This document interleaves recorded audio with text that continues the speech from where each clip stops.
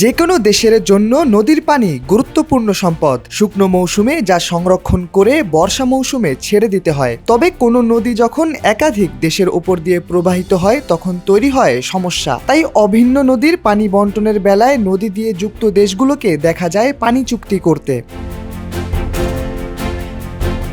ভৌগোলিকভাবে সিন্ধু অববাহিকায় তৈরি হওয়া 6টি নদীর মধ্যে গুরুত্বপূর্ণ হল সিন্ধু নদী, যার উৎপত্তি ভারতে হলেও নদীটির বেশিরভাগ অংশ প্রবাহিত হয়েছে পাকিস্তানের মধ্য দিয়ে। এই হিসেবে ভারত যদি পাকিস্তানের সাথে করা পানি বন্টন চুক্তি বাতিল করে তবে ভাটির দেশ হিসেবে ক্ষতির মুখে পড়বে পাকিস্তান। ঠিক কি কি ক্ষতি হতে পারে দেশটির, তার জন্য জানতে হবে নদীর আরও কয়েকটি বৈশিষ্ট্য।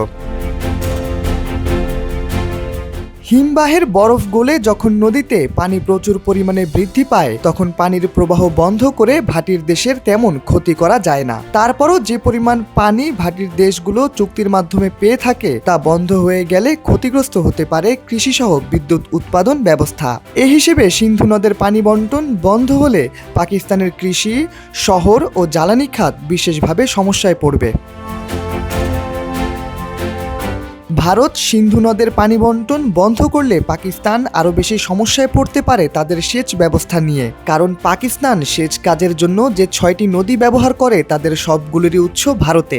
আর এ 6টি নদীর মধ্যে পাকিস্তানের সেচ ব্যবস্থায় সবচেয়ে বেশি ভূমিকা পালন করে সিন্ধু নদী।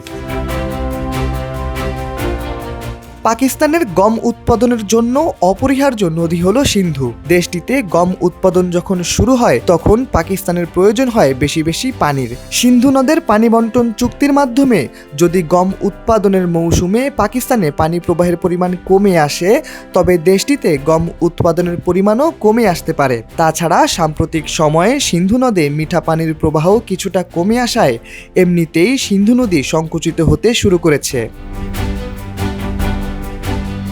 1960 সালে পাকিস্তান ও ভারতের মধ্যে ইরাবতী, বিপাশা, শতদ্রু, সিন্ধু, ঝিলাম ও চেনাব নদীর পানি বন্টন নিয়ে একটি চুক্তি হয়। এই নদীগুলো সিন্ধু অববাহিকায় 80% বেশি পানি বহন করে নিয়ে আসে হিমালয় থেকে।